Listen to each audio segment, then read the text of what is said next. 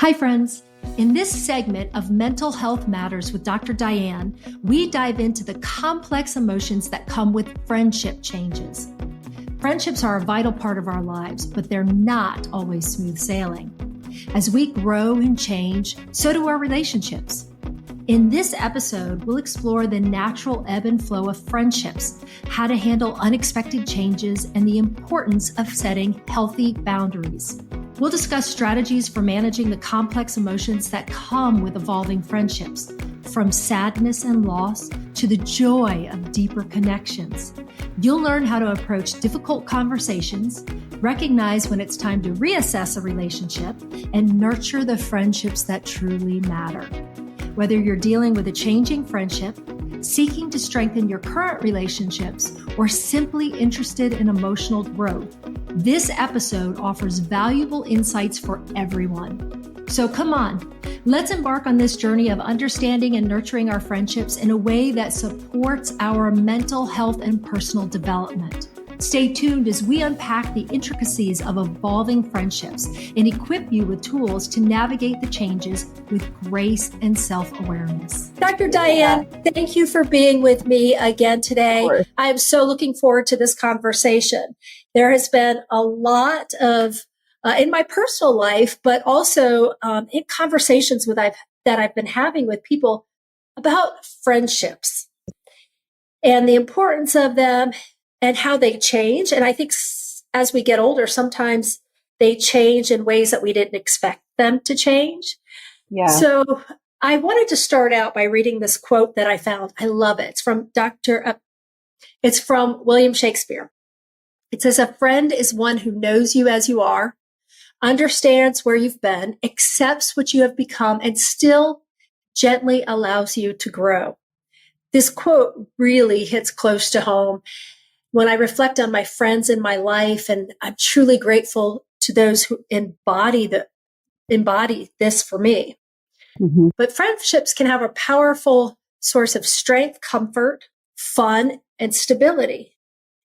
But when the friendships change, it can be overwhelming and painful.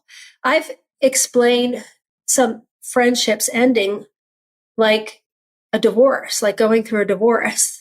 Yes. They could be super painful. And I found another quote that really struck me also. And I don't know who this one is from.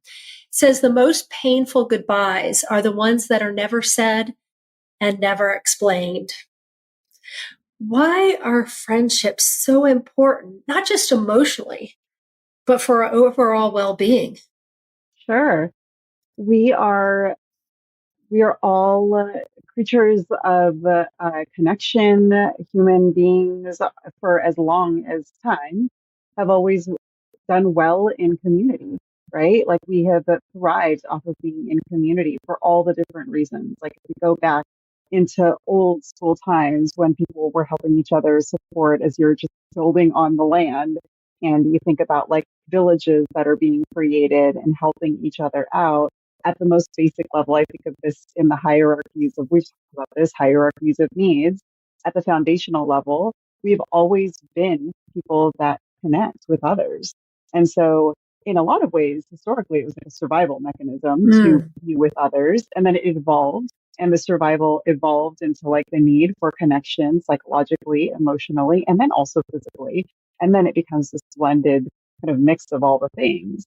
And so absolutely, this connection is so key to who we are. There's so many theories on attachment as well. So we look at the psychological research that's been done by, there's so many different people where they looked at even not just humans, but like they tended to look to monkeys and apes and seeing like that connection of that innate connection of having the child or whoever it may be away from the family, and then that child finds their family even if they are blinded by it, they didn't know who they were, and there's just innate connection. And so it's at the core of us. It's not a survival mechanism. It's all those different things that I just mentioned. That's so interesting because as you're talking about that, I'm thinking about some shows that I watch, usually at nighttime. Like I'm a huge fan of David Attenborough, and there are so many shows that he's featured and other places have featured about friendships in the animal world. So really, friendships aren't just a human thing. They're very basic Yes, and found, again, not just in our world, but in the animal world. That's really interesting. I hadn't thought about how important that is. But if we're also seeing that in the animal world, those are things that typically that we share for survival. So it's interesting to think absolutely. of friendships as survival, as a need for survival. Yeah, it's at one of the cores of it being able to think through. Like we always talk about like this idea of we can't do things alone. Like we shouldn't have to be in isolation, right? Like reach to the other people that are around you. And it's really there's no I in T. Like you hear all of those sayings, right? And it's because we are built on this idea that not one person can do it all on their own. And so this has been true in pretty much everything that we touch. And I was going back to like building villages, building Mm. communities, building a company. You know, if you think about like all the different companies that are now coming up in the startup world, it starts with one person, but you must grow and connect. And so it's not just about the friendships, it's about just that general kind of foundation of connection with others that becomes so important for our mental health. We don't have the capacity to do it all. It's interesting that you bring up startups because in my world, I speak with a lot of people that have started an organization, started a company, and a lot of times they start them with friends. So it's whether that's because there's security in knowing somebody so well and that they'll support you, or just the interaction that brought you together as friends helps you be supportive in the startup world. That's really interesting. Yep. How do our needs and expectations and friendships evolve as we go through different stages of life? Yeah, I think one of the topics that you and I touched on the last time that we spoke was values. And Mm. as we evolve, as we change, as we go through different seasons of life, sometimes our values change, which then equates to differences in who we connect with, who we find to be the people that are most important to us, for us to connect with. And so I see that evolution, of course. There's the evolution of people just being at different phases of their life. Mm. And so friendships can evolve out of just purely having differences and being able to connect at a more practical level. So you and I very regularly talk about families. I talk about parenting and motherhood and all of that so regularly with my clients and even for myself when I think about it personally, where way back when I was, without children, without husband, without any, it was just me really. The friendships that I had tended to be with people that were very similar to my lifestyle. And so as my lifestyle evolved, where my time commitments became, I had to be thoughtful about like what my kids needed, what my relationship needed, that evolved too. So I no longer necessarily always spent as much time or didn't have as much time or independence or Mm. flexibility to go run off and go do something with one of my single girlfriends. I had to be thoughtful and a bit more strategic about it. You were saying this at the beginning where, it's not about like that the friendships somehow lose their importance, or you and I had talked about this before. It's not that they lose their importance, they just shift and they change. And so, although I might not spend as much time with that individual who's at a different phase in their life, that doesn't necessarily mean that they're not important to me. We just spend different time. And then my kind of tribe of people grows in that way. What about when you recognize that a friendship has changed to the point where it may not be healthy for you anymore? Not because of anything somebody's doing, but maybe because the support that had been there before, the trust has changed. How do you go about, or how does one go about moving away from those friendships and the Yeah. void that leaves behind? This is something that's very personal, and also something that I've been talking to a lot of people about is, when that friendship changes, whether I'll probably cut here, but what I'm trying to get at is um, sometimes friendships change as you begin to change and evolve. Sometimes those friends that have always been there don't see you in the way that you're changing and evolving, and don't see that as who you've been. In those circumstances, how what do you suggest for somebody who's going through that, where maybe spending less time with those individuals is the next step, or the spending less time with those individuals is something that you need to do to grow and to Yeah. continue to be emotionally healthy? Gosh, this is such a good question and such a relevant one, I think, for everyone.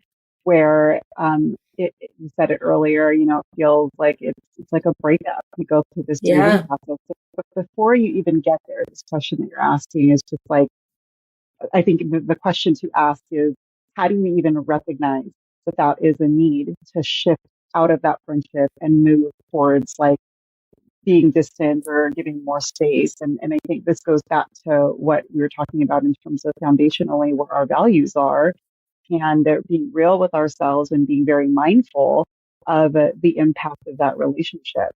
Because I think the tendency is that kind of similar. Again, I love that you're relating it to intimate relationships. If you had a breakup with someone, sometimes we grow out of love, or we grow out of differences and preferences, values, how we want to live our life.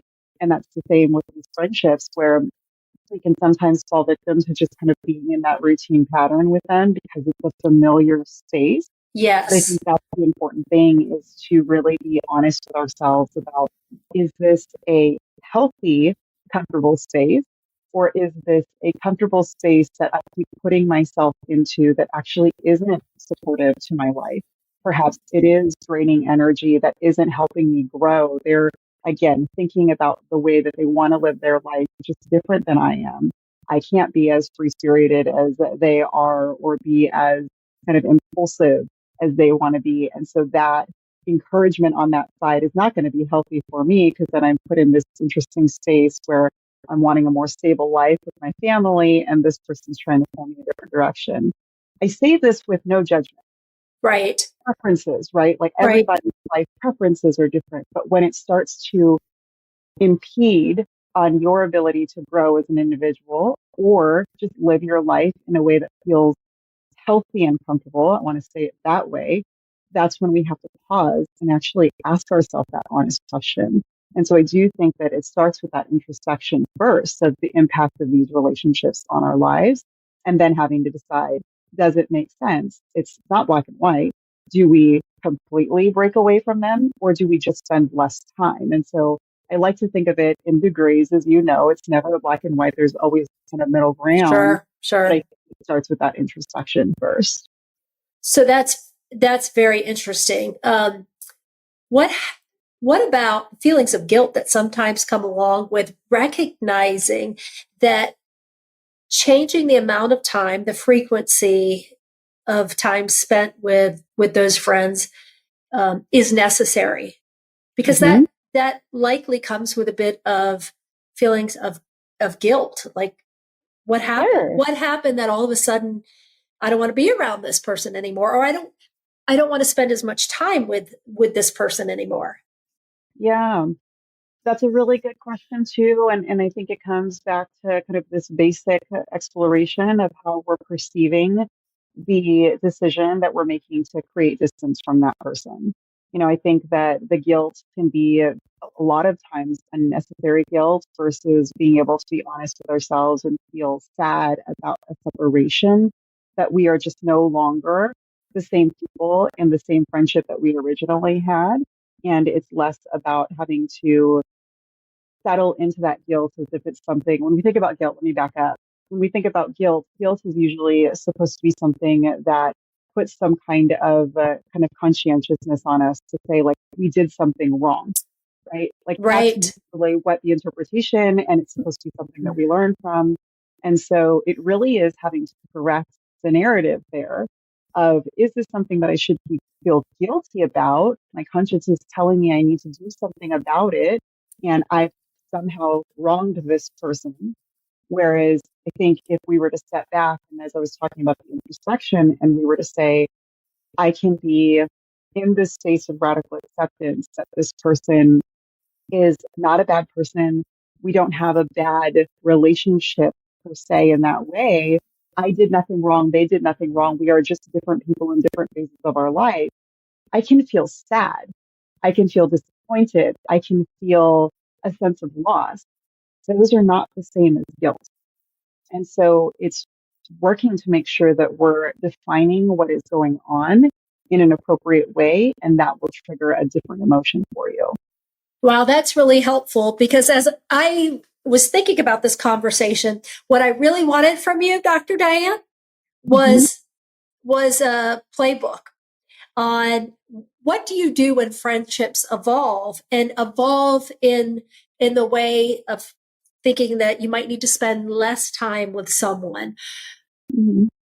How do we create that healthy distance without causing unnecessary conflict or emotional pain? And the reason I ask this is because typically, if you're doing something on a routine basis and that changes, like spending time together, regularly Mm-hmm. spending time together, a lot of times that doesn't change unless there's been an argument or a fight, some kind of disagreement, but that doesn't have to happen, right? Right, right. Absolutely. I think that sometimes organically we start to just create that distance unintentionally or maybe intentionally without like really being fully fully consciously aware of it. But I hear what you're saying in terms of, how do you start to move away and it be, I'm hearing, sorry, backing up. I'm Yeah. hearing you make the association though still with this guilt. And one of the things that I know you and I talked a little bit offline about was this idea of boundaries. And I think about like what came up for me right when you were talking about it right now was this idea of making sure that you are not trying to take care of someone else's feelings as a result of something that makes sense for you. And I say this Gosh, as that's a strong point. That's hard, because a aren't we hard thing. responsible? Well, that's a big question. That's a big question. I think we're responsible for being the best versions, attempting to be the best versions that we can be, knowing that we are all flawed in some ways and will make mistakes, and that's okay. But that guilt that I was talking about, if we could recognize that it's something that, if it truly is something, we need to make sure that we're being attentive to other people's feelings in some way. We're not inflicting it on purpose. That's different than someone feeling sad that I've decided that this friendship, we just aren't, again, in the same space in our life. We're not in the same season. We don't align on the same. I'm not going to go all the way into it, but like political value, like political thoughts, religious, perspectives, Well, that's a big deal ways we right raise now, our right? children. Right Absolutely. now, especially with the political, what I'm,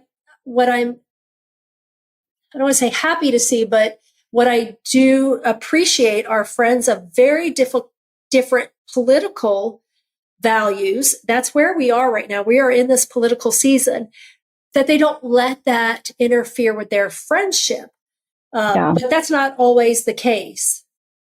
That exactly that. And I love that you mentioned that right now, because I think that that is at the crux of what we're talking about in terms of like, we're not trying to take care of someone else's feelings. It's the responsibility of both. In a healthy relationship, let's talk about it in that way. In a healthy relationship, two perspectives can exist together, and it's not a blame game. It's not a judgment. It's just does this make sense, and does this existence of each other make sense to continue the relationship or not? Again, going back to what I said earlier too, is this impacting my life in a negative way or a neutral way? If it's a neutral way, I don't think that we're needing to separate. If it's impacting in a negative way, that's on me to decide that. And I'm not saying that that's the other person's fault necessarily, but it is something that I have to be honest with myself about. What you're talking about though, in terms of like, the moving away from it and it being hard and not wanting to like hurt another person, I hear that, and yet we can't always control another person's feelings and Sure. really thinking through like the consequences of that. If I appease to what this person, other friendship is wanting me to do, and it isn't in alignment with what makes sense to my life, great that we're making them feel good. But what is happening over here in my emotional space, my mental space, is I am really being the one that's harmed here. So let's put the shoe on the other foot. Mhm.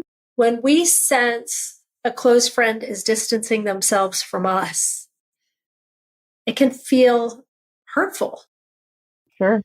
How can we process these emotions, and what steps can we take to cope with the feeling of loss, or that void that Yeah, that's left in its wake? it's a good question too. I go back to these are such basic things that I probably become so repetitive about, but it's how are we thinking about that separation? It is so common for people to have these misinterpretations of why a friendship ends. When we don't have an answer, like you were talking about, like it hurts to not know, when these Right. relationships kind of end, there isn't like a big breakup or like a very big fight or a conflict that we can point to and say, that is why we stopped Exactly. talking. Yes. But we just kind of shift away. Well, we want answers. We don't feel comfortable in the unknown. For We are sure. human beings that want to know definitively what happened. And the reality is that we can't always know. What we do though is kind of it's a coping skill. We're trying to just resolve what this feeling is we fill in the blank. And so we fill in the blank based on past experiences and or our own self-perception of how we view ourselves as an individual. They stopped talking to me because I'm a bad friend, or I pick out some random thing. I cannot tell you how many times this happens with clients where someone will say, this person stopped talking to me because I didn't say hi to them on my walk when I was walking out of the schoolyard. And I know that that's why they stopped talking to me. And I'm like, that is one instance in who knows what was going on in the person's life. Like, interesting that you've attached this specific association. And so there's a lot of assumptions get put into this, and that creates and amplifies this pain because we personalize it. Of course we do. So when we don't have that answer and we're left wondering and thinking, how do we process through letting that, how do we get to the point where we accept it? Yep. Yep. This is where this idea of pausing to be very aware of this narrative that we're telling ourselves. We can't get to acceptance until we correct the narrative, is my thought on this. Because if I guess I can go back, if you accept that narrative in its pure form of assumptions, And when you say we, that narrative, what do you mean? when I was talking about if the narrative is Christy stopped being my friend because I didn't say hi to her yesterday, right? Like that's the fill in the blank that I've Okay. decided that is Uh-huh. proving that you and I have stopped becoming friends. If I Which is ghost never going to her, happen, Diane. right, I know. Generally it's not just that I because she didn't say hi to me so we're not friends. Usually people add this interesting addition of because I'm not a good person, I'm not good enough, I'm not fun enough, I wasn't interesting enough for her, or whatever it may be. If we go to that place of accepting that reality, it puts me in a bad place, right? Because I start to feel guilty. I start to feel bad about myself. I start to question my ability to be in friendships.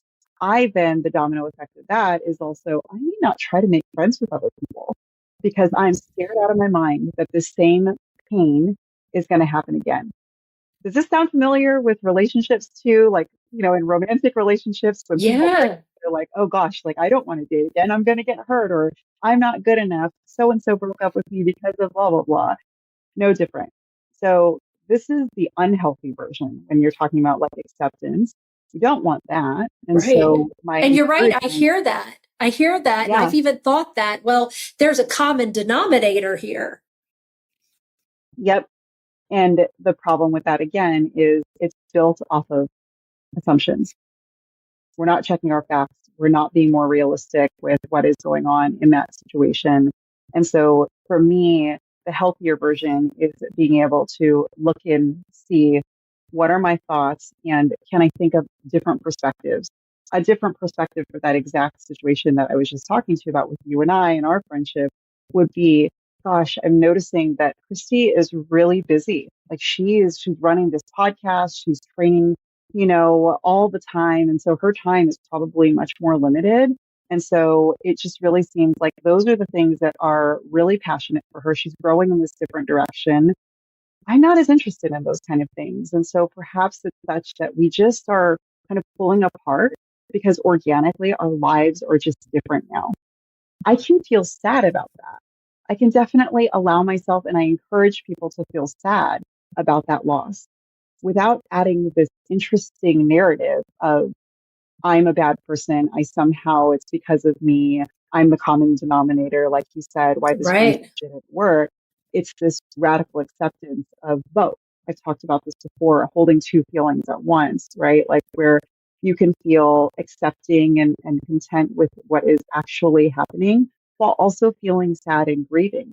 No different than grief itself. We're sad that someone has passed away, and we're Oh, also, in some ways, relieved because now they're no longer in pain. We wow. hold those existences the same way. That's a really great way to think about that. And I liked the phrase, I wrote that down, radical acceptance.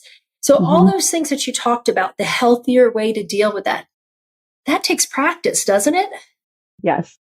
I so regularly with my clients, we laugh all the time about me saying this because no different than all the things that we do in life, it takes practice for us to be able to manage our emotions, to be able to manage friendships, to be able to navigate interactions in a way that feels healthy for us. I think the other thing is if I've not had a good modeling of what that looks like growing up, it's practicing undoing the modeling and then having to learn a new way of living. We can go super basic with this. I always go to these examples that are kind of real life. If you're trying to change your diet, right? Like you have to practice being able to adjust healthy style of living with your diet. If you've grown up with a very specific diet in your life and your parents were a lot more, they just tended to have like higher fat foods around, higher cholesterol. That's just what was around. And your body is in a place where it's saying, I need something different. So your doctor is recommending for you to change. You have to shift whatever that diet is into this healthier lifestyle. And it's not going to happen overnight, right? It's practicing every single day. It's being super mindful. So going back to this mindfulness and intentionality, it's being aware that this is something that you want to commit to and then practicing it every single day. It's interesting that you talk about that because I know it's easier to go back to our habits, the way that we've been thinking and behaving all of our lives, what we grew up with. It's easier to do that than to interrupt those thoughts, interrupt those patterns, and do what you're suggesting. But that's the Mhm. practice, right? That's the practice. Yes. And whatever we're I want, good at now, we had to practice to get there. You weren't born a psychologist. You had to learn exactly. and practice. And Yes. And I think that some people mistake sometimes people having some maybe innate strengths and it not necessarily needing to practice as much as it being a generalized everything we do must be able to be done with ease and without practice, right? And that's why I want to correct that. But like, absolutely, there's going to be certain things that maybe some people are much better at.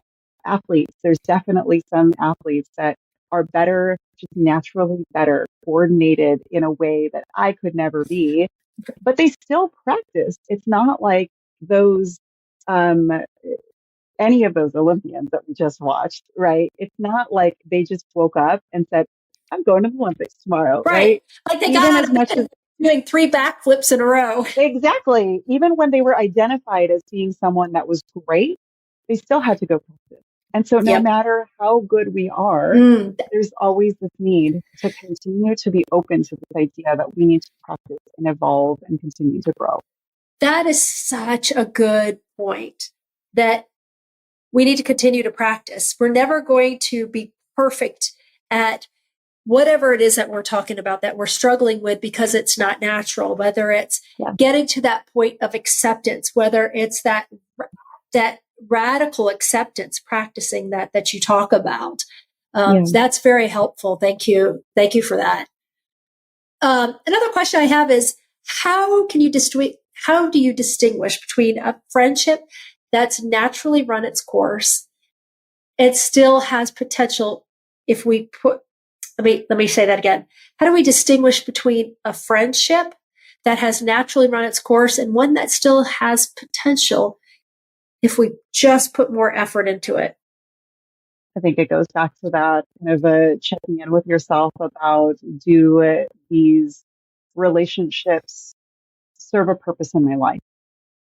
Right. I think and when I say that, I don't mean it in that like it needs to be like a give or take in some way. It could be just something not as basic. I don't mean to minimize it in this way, but like when I was talking about do our values align, is it something that I feel is important for me to continue to connect with that person? And so I think about like the reasons why I would want this friendship to continue.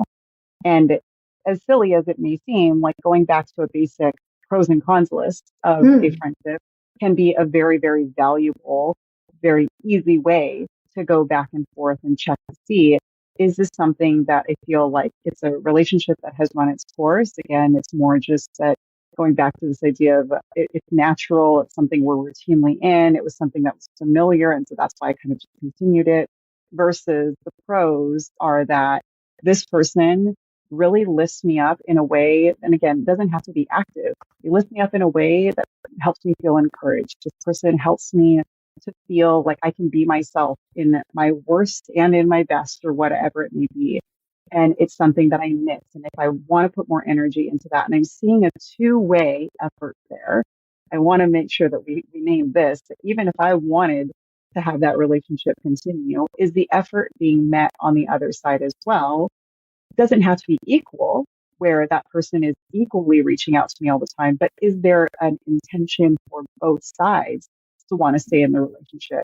So I want to make sure that that's something that we're considering. That's a very important point, because I shouldn't be the only one reaching out all the time. Or if somebody's always reaching out to me and I respond, but I'm not reaching out to them, then maybe I need to check myself. It's interesting. Yeah. You answer my questions so well. And then I come back with a, but what if, or but this. And I think part of that is because of the nature of friendships. They're so important to us. And for some people, more important than others. I think we desperately try to hold on, even when sometimes it's not the best for us. And I'm, as you and I are talking, I'm thinking about, I heard yesterday that Phil Donahue passed away. And, he was such a good man. His shows were sometimes controversial. A lot of times his shows were exactly about this, about friendships, and they were dramatic, but people came on and aired their dirty laundry about their friendships. It's something that's so personal, so close to us. So when they're good, we feel good. Mm-hmm. But when they start to change or go south, that could be really hard for us.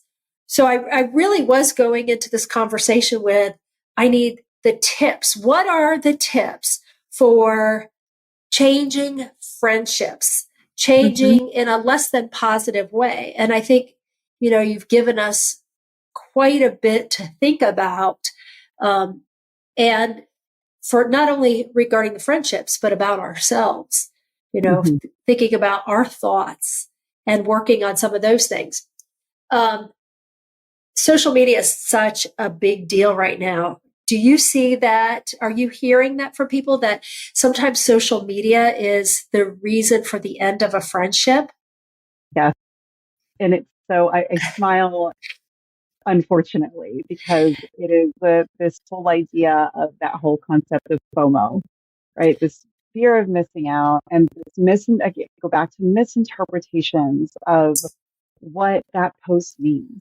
I was not tagged in that post. I cannot tell you how many clients come to me and tell me, how come I wasn't tagged in that post? Or how come I wasn't invited to that event? And this, that, and the other. It Sure. must be because of me, or some other judgment that they have on the other person. And it is such a hard thing to have a person pull back and not personalize it. I go back to this idea of like not personalizing it and not looking at that one event as a definition of your friendship.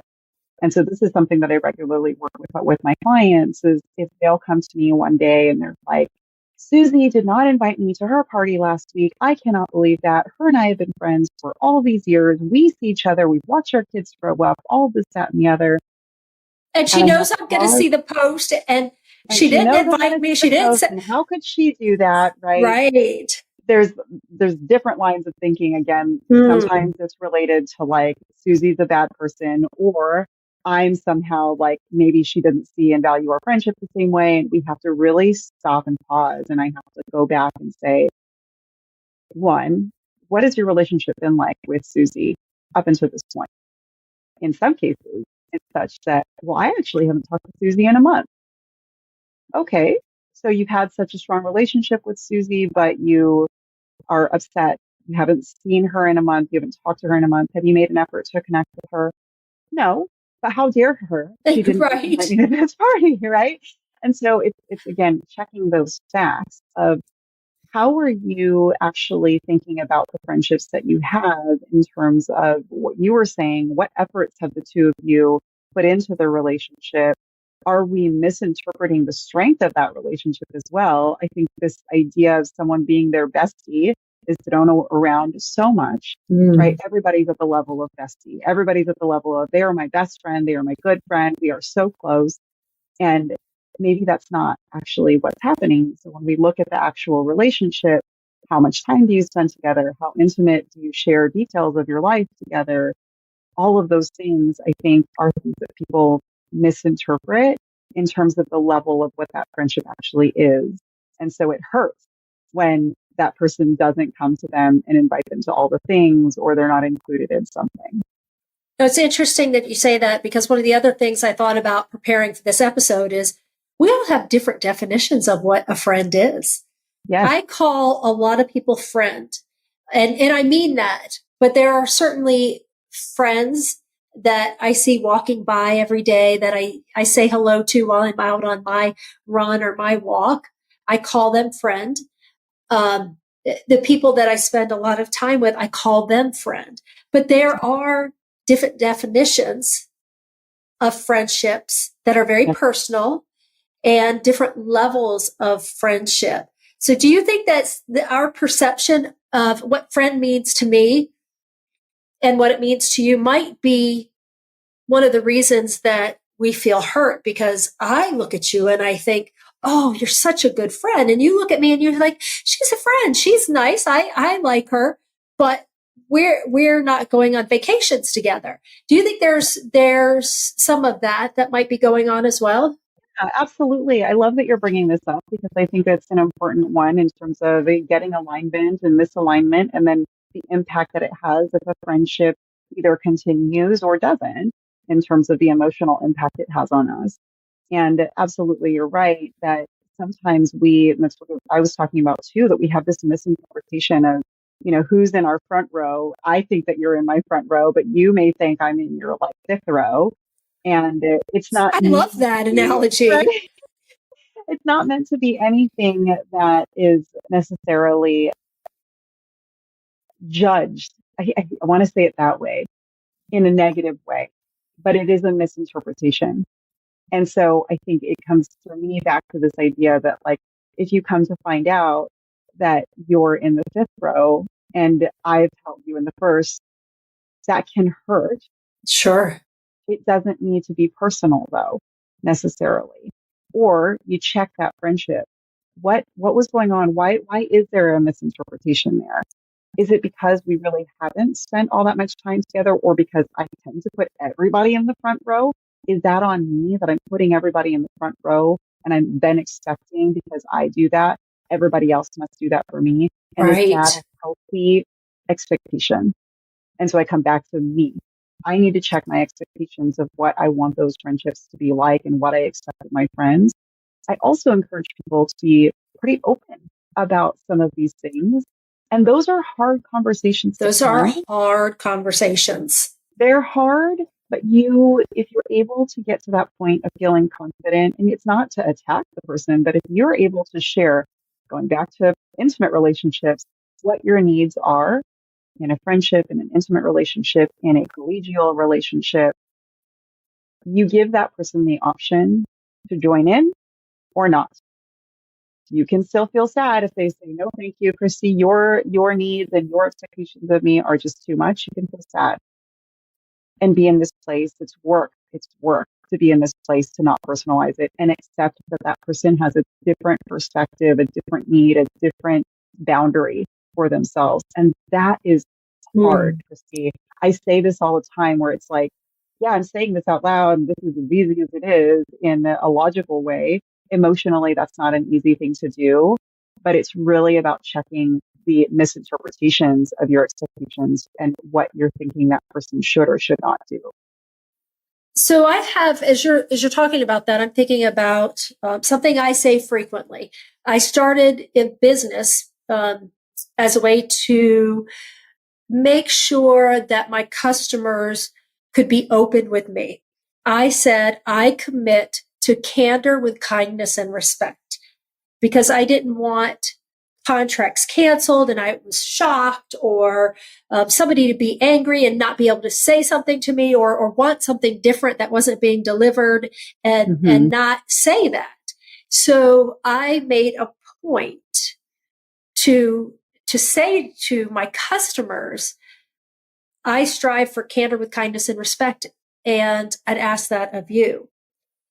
As I continued on in my life, I realized that's something I want to say to my children as well. My children are adult children. Like we're not going to see eye to eye all the time. And I want you to come to me instead of just being angry at me. Let's talk about it. Does that work? Do you think that's appropriate for friends too, is to say, I love our friendship, but I just want to say, if there's ever a time, I want us to be open with each other. But if we commit to this, then if you come to me, and especially if we've had this agreement that we're going to speak to each other with candor, with kindness and respect when it comes to difficult situations or difficult conversations. If somebody comes to me and says, Christy, I need to have one of those conversations, then I know that you're getting ready to say something that's hard for you. And it may be hard for me to hear, but we've both agreed that this is respectful and kind. And sometimes I think, and tell me, I definitely want to hear your opinion about this, but I think sometimes when you say that or something like that, then it can really diffuse a situation. That way I don't have to be on the defensive, like, oh my gosh, she hates me, or I've done something terrible. You've got to say something to me. Again, that may be hard for you. And those are hard conversations to start. Is that an appropriate thing to say? Yes, absolutely. I think you keep saying it and you've repeated it multiple times, and we keep saying the same thing. That's hard. It is hard to have that conversation, but do we see the benefit of it? Just because it's hard doesn't mean that it's not healthy and helpful, right? Hard things can really lead to beautiful, like, connection with individuals. We keep bringing it back to, we're talking about friendships. I think about it, people relate a lot to this with intimate relationships. When we're able to say that to our partner and say, like, I know we're going to have some hard conversations. I'm open to it. I want to be respectful, and I want us to, like, talk through all the things. Right. That develops this intimacy even more. And again, intimacy and friendships can be the same way. What I did want to kind of go back to with what you were saying is, I agree that it's great to be able to go and say this to your friend and tell them, I want this to be built on a foundation of respect and candor. And let's just make sure that if there's something that's bothering you, let's have a conversation. What I wanted to also mean was that the respect is not all of us are in that same emotional space. psychological space to be able to be that open also. And so for the person that's saying that this is my need, to also be willing to be open to the respect of hearing the person say, I'm not able to do that. And so I need to be able to have you respect my boundary of how much I'm okay to share right now. I'll get there, but I can't be as open and vulnerable as maybe you want me to be sometimes. And that is a beautiful Wow. relationship for someone to be able to say, I accept you for that. I accept you for that too. As much as I want the Yes. candor and the hard conversation and you being able to tell me, constructive feedback, I also respect you saying to me, I don't know how to do that right now. And be in that space of when the time comes, if you can respect that I need that time, can you give me my space right now and not take it personally? That's the Do big you, one. do you think this happens in real life, or are we just talking about idealistic things? No, absolutely not. I will boast about the relationships that I have now. I love my relationships with my friends. Like they're so wonderful and that we can be so open with each other about all the different things. It's all in, I think, how we bring it up.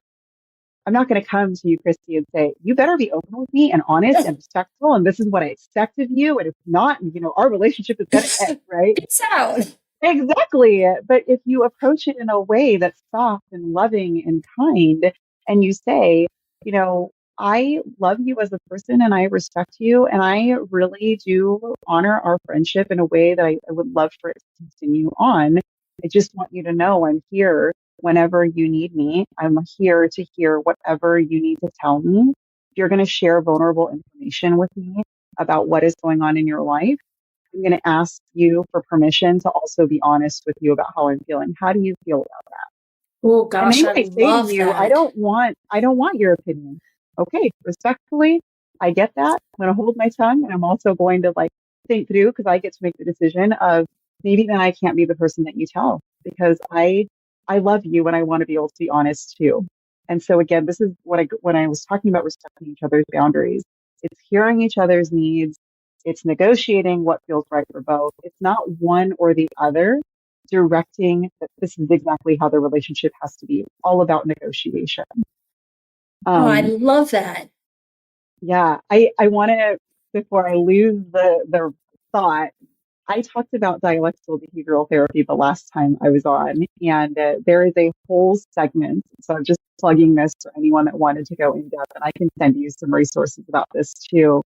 But one of the modules in skills learning for dialectical behavioral therapy is interpersonal effectiveness.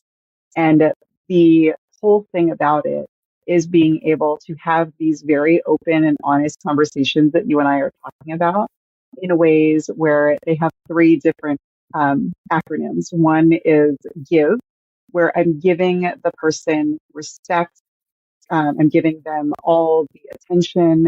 I am considering their needs and not letting myself get too caught up in what my perspective is. Then there's fast, which relates to us being self-respecting to ourselves in the same way. And what And then was the it called? acronym The called second one? FAST. Fast. Okay, fast. I'll send you these resources. And Please. and then there's Dear Man, which is the combination of fast and give together. It's called Dear Man, where you're describing how you're feeling in very objective ways. You're discussing the emotion that is related to whatever is going on. You are being very honest about the action that you're wanting that person to take. You're being very respectful and you're thinking through negotiating how whatever that situation is can work for the two of you. And so I'll send it to you. I feel like we could spend a whole section or a whole Yeah. segment on all of this as well. Yeah, I think that's really important to bring up and to have as resources, and I will include that in resources for our listeners. But I feel like as you're talking, I'm thinking of hashtag relationship goals, right? Yes. And most of the time when you see that, it's like significant other, but also friendship goals to be able to be that open. And Yes. you would think that as you get older, that just happens naturally, but I roll not my eyes at that. necessarily. Right, Yeah, right. yes. I roll my eyes only because, yes, it's the assumption that's the like goal is obviously for us to evolve into humans that can just naturally be that way. And then I don't want to dismiss that we are all raised differently. We're all raised differently culturally. We're all raised differently in terms of generational expectations of communication. When we think about the what was modeled to us that then spills out to how we relate to friendships or intimate partners or our colleagues or any of that. A lot of times that's from the modeling of from when you grew up. If you came from an environment where you had a more hierarchical experience, maybe a very traditional family where Yes. the dad was the dominant and whatever he said goes, and then the mom was maybe, a little bit more permissive, and you just had to kind of live in that, you're not going to do what you just said and express your needs because God forbid you did that and you would get like the wrath of everything on you. Right. And so Yeah. I just am very cognizant of while this is the goal, we must know where we came from and pause to make a decision of did that version of how relationships developed work? Does that still work for me in my current life? And if it doesn't, I need to work to evolve and practice to be different. So last question, I think. Last Mm-hmm. question for you. Mm-hmm. I love all of this that we've talked about. Let's just say somebody listening has friends who um, they're struggling with. And, we're taught if you truly love someone, you accept them for who they are, right? They've had those experiences. They've grown up a certain way. They've been this way as long as you've known them. But it's to a point where that's not where you want to spend your time anymore. Do you need to accept them because they haven't heard this conversation, because they haven't learned how to practice these things that we've talked about? Do you need to just accept them for who they are? Or is it time to check out? That is a really interesting way to put it because I think that as we talk about defining what acceptance is, that's that relates to how we then move forward with that relationship. So I guess let me suss out what you're asking me because accepting someone for who they are and the fact that this is where they're at and they're not changing and maybe they're not going to be able to be the kind of person and relationship that is healthy for me or is in the same place as me, all of those things. You can accept someone like that. That doesn't mean that the decision is that you remain and continue in that relationship and spending time in that relationship. So I guess that's where I'm interested in your question here because that is a misconception. Just because I accept how someone is doesn't mean that I have to remain having them in my life. And going back to what we talked about, it can be degrees. Maybe I decide I accept this person, they are not changing, and I have to just be in this place of feeling sad or frustrated by it. But you know what? There are parts of them that I love and I can spend time with. Maybe I'm not having family vacations with them, but I am totally willing to still be Facebook friends with them or Instagram friends with them and still keep a like cordial relationship. Or I might decide that person is very toxic for my life. They make me feel bad about myself. They're not doing well in their life. They're constantly having like fires and crises and it's like spilling out into my life where I'm constantly trying to go rescue them and it's pulling me away from my family and I just can't. Right. And so I have to make the decision that I accept them and it hurts, but I must create distance. I think that's very well said. Um, so I lied. I said last question, but something I heard recently, I can't remember who said it. And I thought, wow, it was such incredible insight. Very thought provoking. The statement was something to the effect that a fair weather friend is not only a person that's only there when things are good, but what about those fair weather friends that only show up when things are very bad?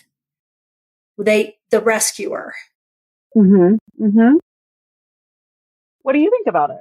I'm curious your thoughts on that. Well, when I heard that, I could immediately think of people I know. And I don't know that that's a bad thing, that they're trying to be negative. But I thought that's interesting, that it might be a need that they have to show up and be the rescuer. Because initially I heard that, and I thought about somebody I know that's very much like that. And I thought, well, they're a fair weather friend. But then I thought, you know what?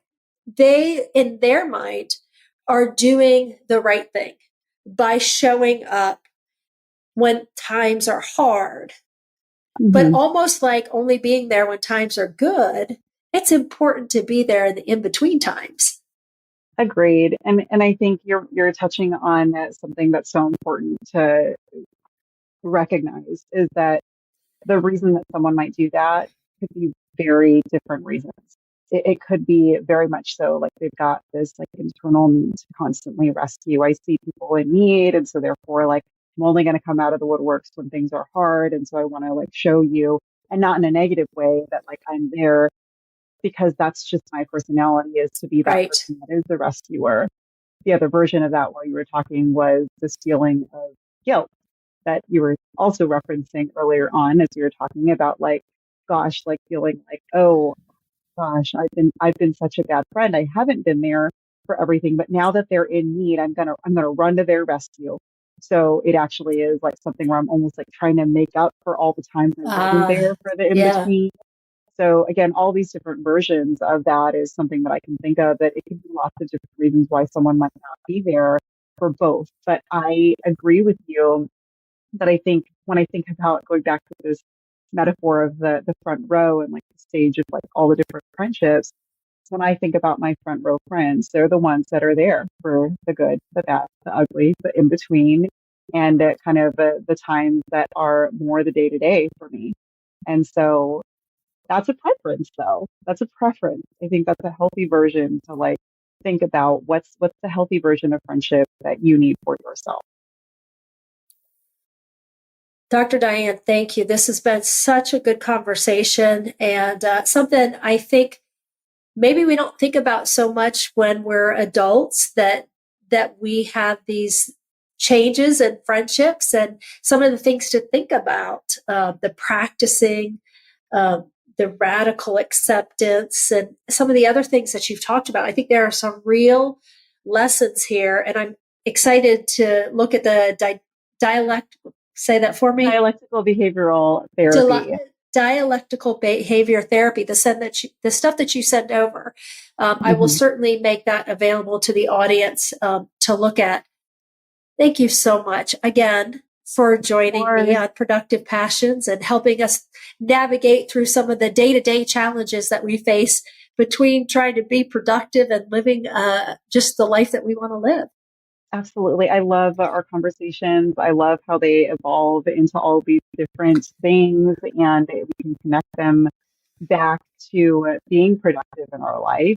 And I think for me, the biggest takeaways with our conversations are there are just some foundational things that we can do in our life that can help us to live these very rich and fulfilling and healthy lives. And so I love that like it doesn't have to be where we're having to learn new sets of skills all the time. Actually, a lot of the skills that we talk about that I hear on your podcast as well generalize to so many different parts of our life. And so I'd like to just name that. So there's something else you were thinking about with this related to this conversation. Yeah, I mean, our whole conversation, we've really been talking about, the present moment of friendships, but then I keep on also relating it back to this introspective look into ourselves. And I was thinking about friendships as they evolve from like when we were very young, and this idea of going through friendships that kind of mirror our evolution as individuals, right? Like you were just talking about just like we both aligned with like, okay, going from like being single to being parents to you being a grandparent, like all of these different next stages.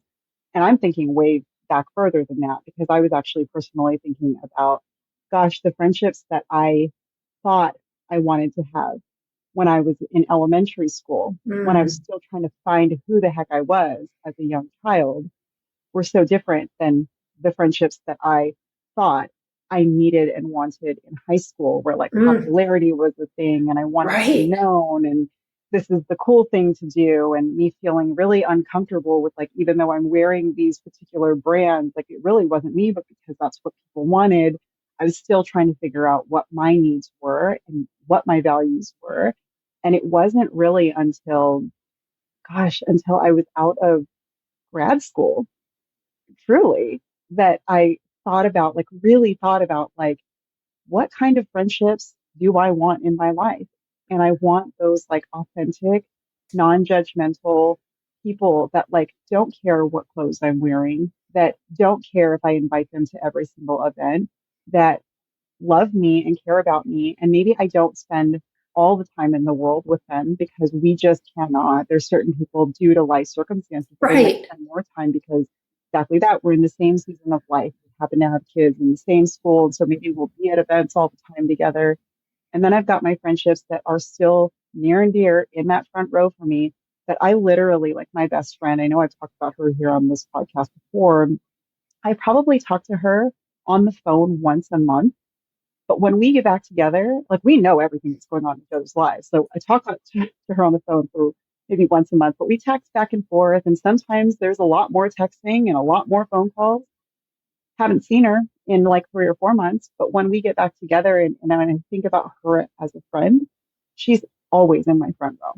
And so that's what was on my mind was like, again, this, when we think about friendships, I think it's so important to think about who we are as an individual, what our values are, how it makes sense for us, how we evolve, and acceptance of that evolution as well. We talk about accepting the people, but are we accepting ourselves? Or being honest with like, this is actually what I need, and accepting ourselves first, and then letting it define the kind of friendships that we want. And I really love your description of friendships as first row, second row, third row. And it's not that those rows further back aren't good or important. No. It's just a different level of friendship. I really like that explanation, and the explanation that someone could be in your front row, but you're maybe not in their front row, and that's okay too. Yep, absolutely. Absolutely. Once again, so good, so insightful. Thank you, Dr. Diane, for joining us again. And I look forward to our next discussion. And we'll ask people to send in what they're concerned about, what they're thinking about, or what they want to learn more about. Yep, I'm here for it. Absolutely love it. Thank you. Thank you.